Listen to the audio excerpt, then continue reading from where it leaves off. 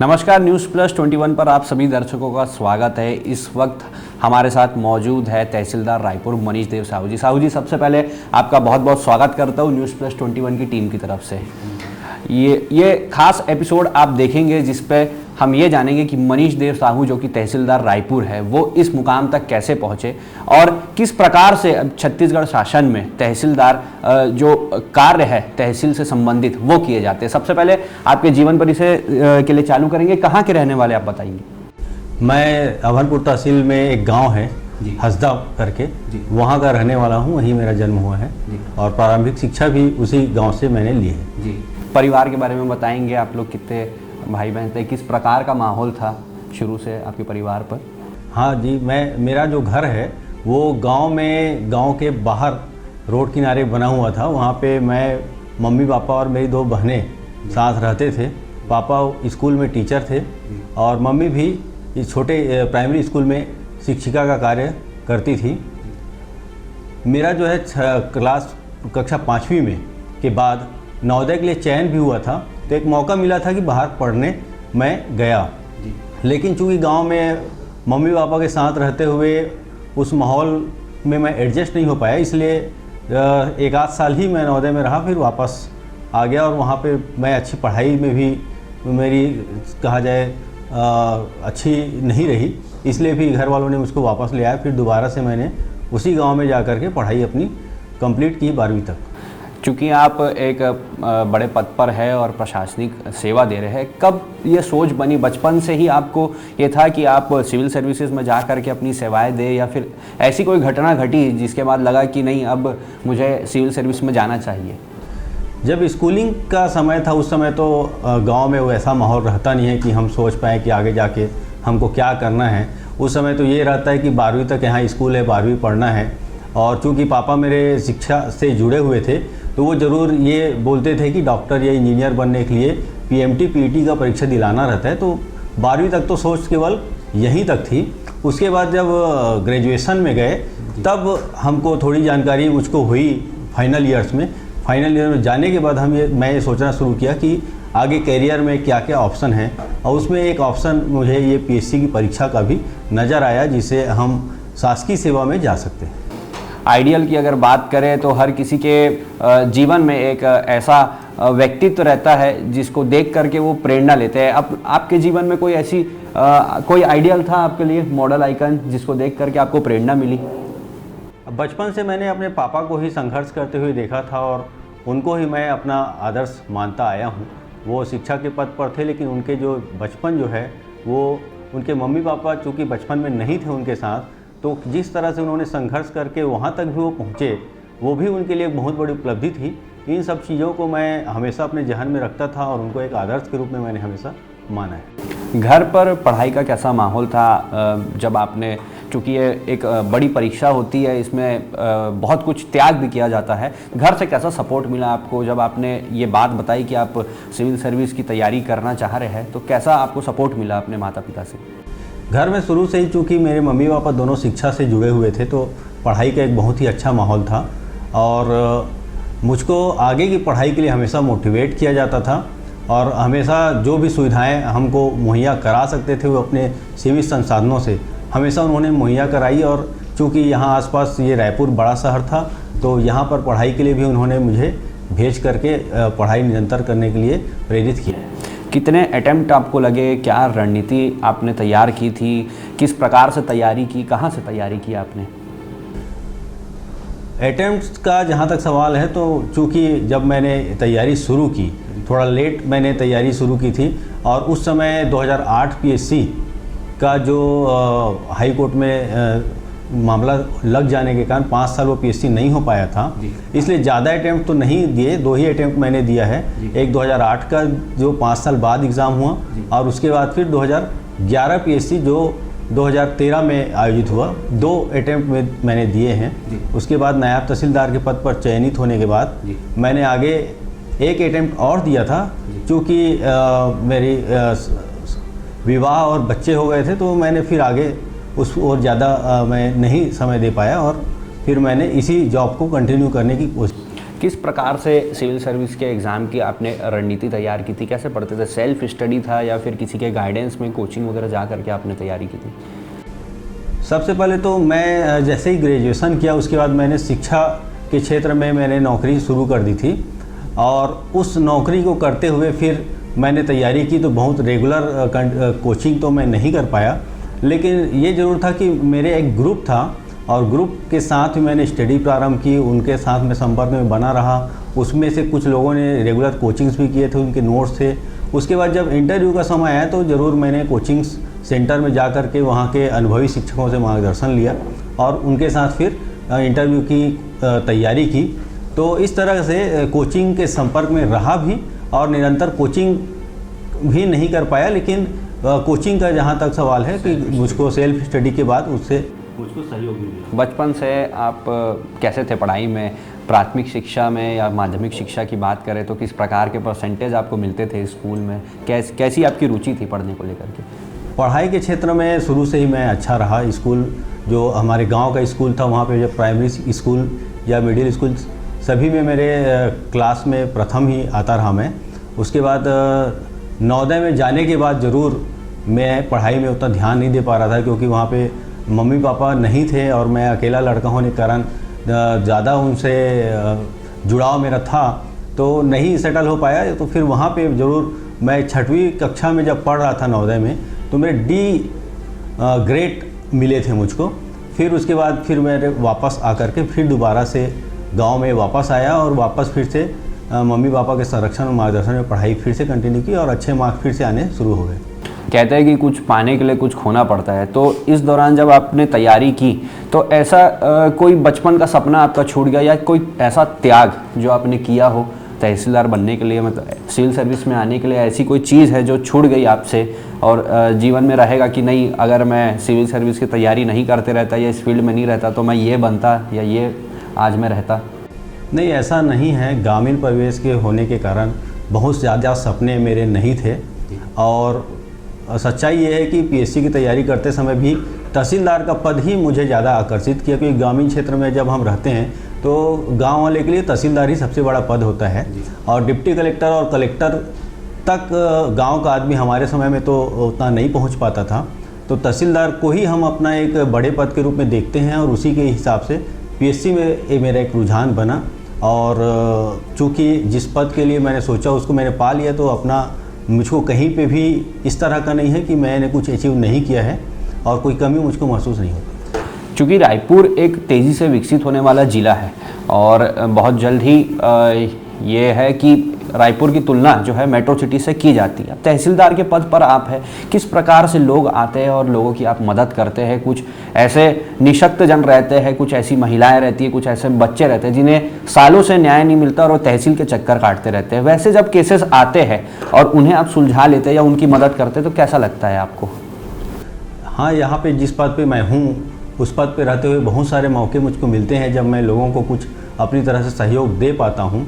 काफ़ी लोग आते हैं जिनका कोई छोटा सा भी काम रहता है और उनको, चूँकि उनको स्वयं को भी बहुत अच्छी उस प्रक्रिया की जानकारी नहीं होती, तो इसलिए भी वो समय पर उनका काम नहीं हो पाता, तो उनको थोड़ा सा हम जैसे मदद करते हैं या कुछ उनको रास्ता बताते हैं और उनके काम में सहयोग करते हैं, तो बहुत अच्छी एक आत्मिक संतुष्टि की फीलिंग आती है। दुनिया जो है तेज़ी से बदल रही है, सारी चीज़ें जो है अब पेपरलेस वर्क होना लग गया है।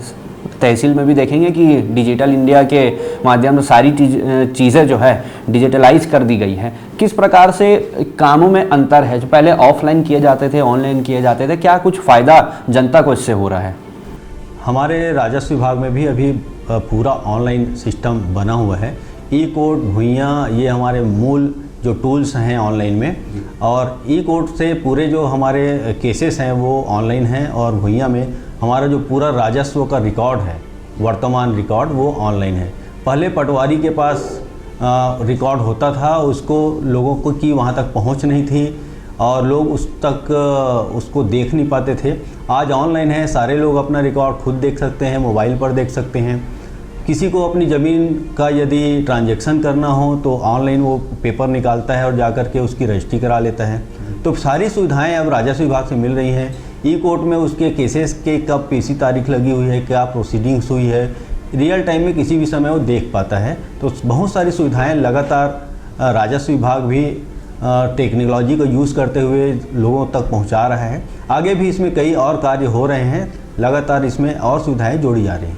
अवैध प्लॉटिंग को लेकर के अगर बात करेंगे तो समय समय पर आप अभियान चलाते हैं और अवैध प्लॉटिंग जो कर रहे हैं उन पर भूमाफियों पर कार्रवाई करते हैं। किस प्रकार से अवैध प्लॉटिंग को लेकर के ये मानना है आपका कि शासन को इसके राजस्व में हानि होता है? अवैध प्लॉटिंग होती क्या है, आम जनता इसे क्यों ना खरीदे? अवैध प्लॉटिंग का मतलब ये है कि कोई भी व्यक्ति यदि छोटे टुकड़ों में बिना वैध अनुज्ञा के उसको छोटे टुकड़ों में बेचता है तो वही अवैध प्लॉटिंग है।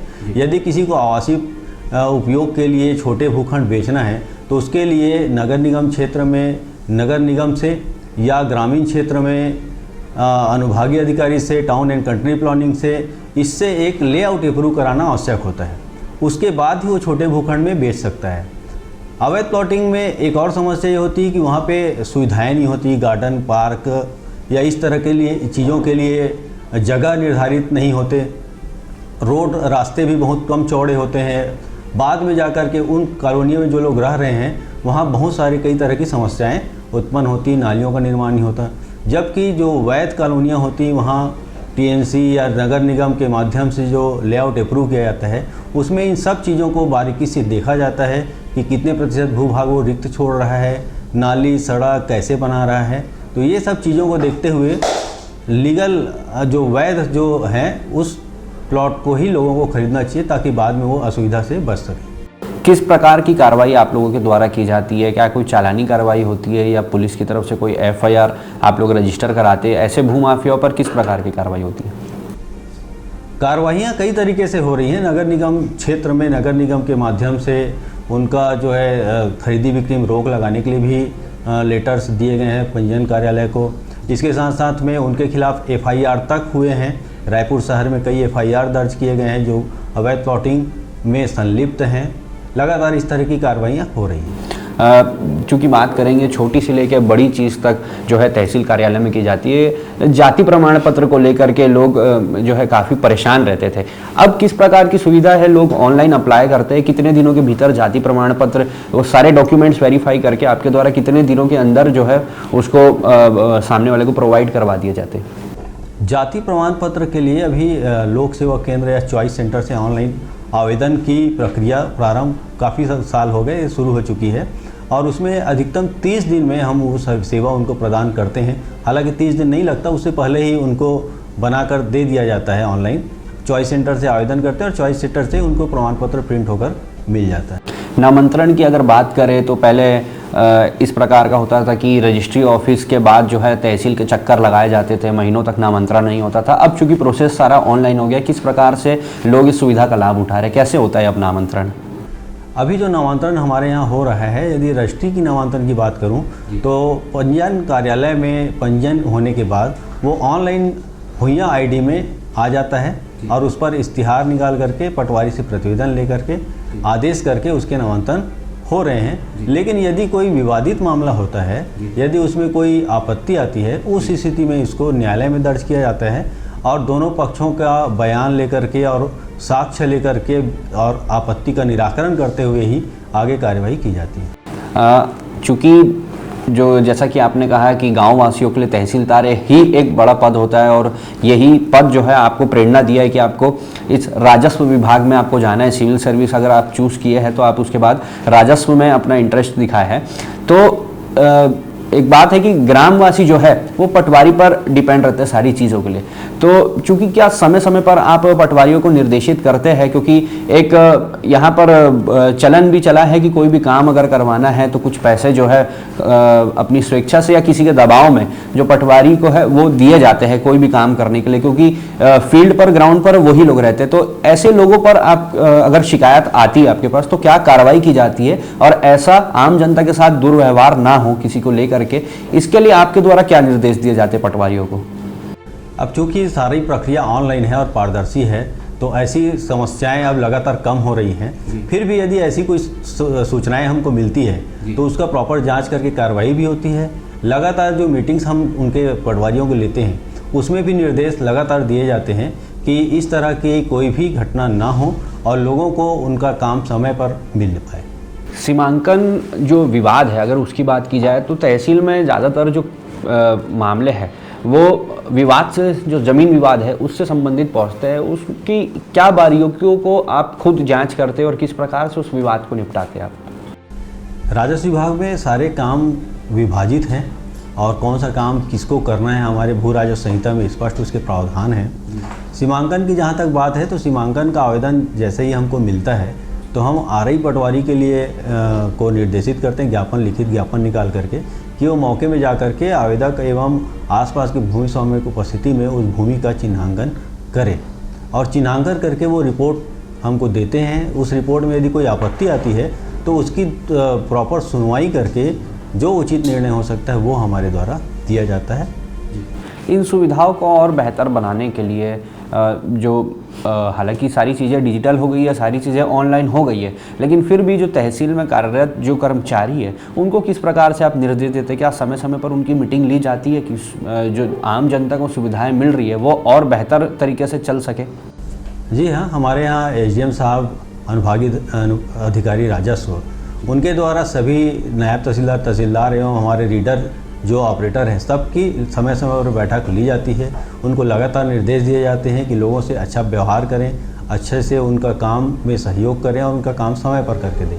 इसके साथ साथ लगातार जो डिजिटल हमारा सर्विस हो रहा है उससे भी लोगों को जो है सर्विस अच्छे से मिल पा रही है और जो हमारे कर्मचारी हैं या पटवारी हैं या राजस्व निरीक्षक, उन पर निर्भरता भी लगातार कम होती जा रही है। सीमांकन के क्षेत्र में भी देखेंगे तो अभी जियो रेफरेंसिंग का काम सरकार के द्वारा, विभाग के द्वारा शुरू किया गया है। तो भविष्य में जैसे जियो रेफरेंसिंग का काम हो जाएगा तो सीमांकन भी बहुत आसानी से होंगे और वो डिजिटल तरीके से होंगे। उसमें मानवीय जो त्रुटि और कमियां भी हैं वो भी दूर हो जाएंगी। तो लगातार विभाग सुविधाएं बढ़ाने की ओर प्रयास कर रहा है। चूँकि राजधानी रायपुर में जो है आप कार्यरत है, अभी पदस्थ है, लोड क्योंकि ज़्यादा रहता है, राजधानी है छत्तीसगढ़ की, तो कहीं से अगर शिकायत आती है या किसी मामले में आप असमंजस में रहते तो क्या कभी आप पटवारी कार्यालय पहुंचकर औचक निरीक्षण वगैरह करते हैं?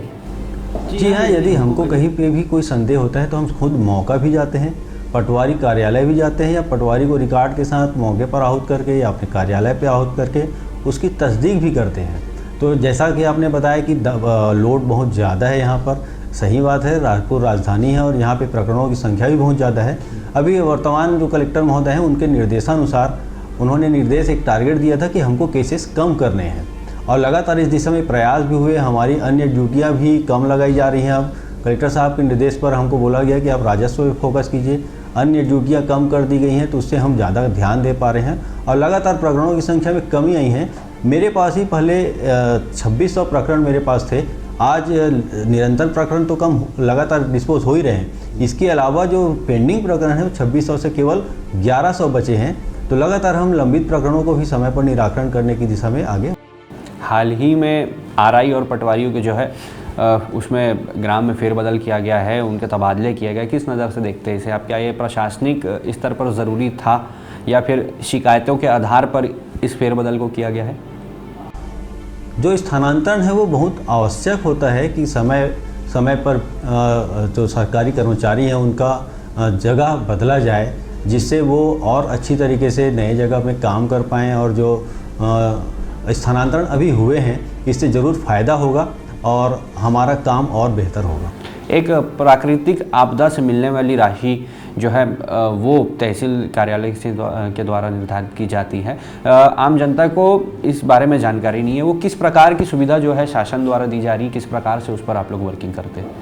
जी हाँ, प्राकृतिक आपदा चूँकि हमारे विभाग का नाम ही है राजस्व एवं आपदा प्रबंधन, तो आपदा प्रबंधन का कार्य भी हमारे विभाग द्वारा किया जाता है।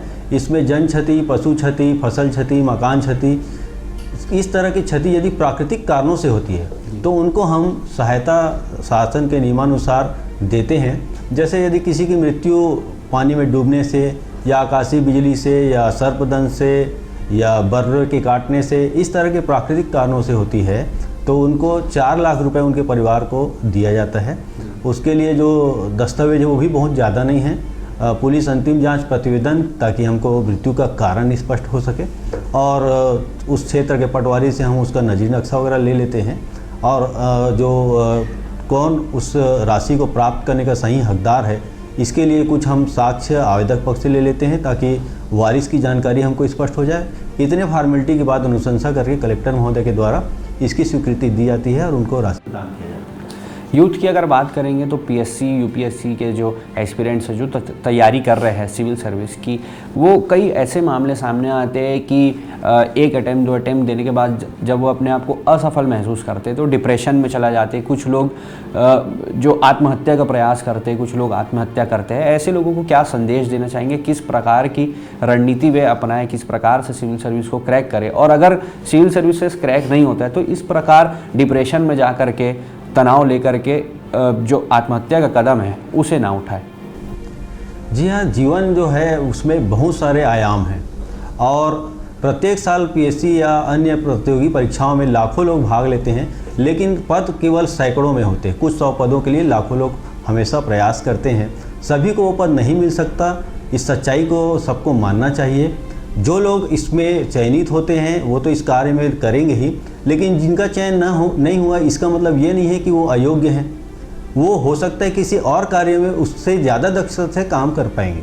इसलिए कभी भी ये नहीं सोचना चाहिए कि हम 1 प्रयास 2 प्रयास की और चयन नहीं हो रहा है तो डिप्रेस हो जाए। या तो उसी दिशा में हमारे को यूपीएससी में भी जैसे 4 अटैम्प्ट मिलते हैं, 4 अटैम्प्ट प्रयास करें, नहीं होता है तो और भी कई फील्ड्स हैं जिसमें अच्छा काम किया जा सकता है। और पीएससी या यूपीएससी की तैयारी करने के दौरान ही इतनी अच्छी नॉलेज जो उसके प्रतियोगी उनको मिल जाती है कि वो अन्य क्षेत्र में भी काफ़ी अच्छा काम कर सकते हैं। जी, आपका बहुत बहुत धन्यवाद। ये थे हमारे साथ रायपुर तहसीलदार मनीष देव साहू, जिन्होंने अपना जीवन परिचय बताया और बताया कि किस प्रकार से जो रायपुर तहसील है उसकी वर्किंग की जा रही है और सारी चीज़ें जो है ऑनलाइन हो गई है। आम जनता के लिए तहसील की सुविधाएं पाना बहुत आसान हो गया है, और साथ ही साथ समय समय पर पटवारियों की, आरआई की, नायब तहसीलदार की बैठक लेकर के आम जनता को किस प्रकार से और सुविधा का लाभ दिलाया जा सके, इस पर जो है वर्किंग की जा रही है। देखते रहिए न्यूज़ प्लस 21।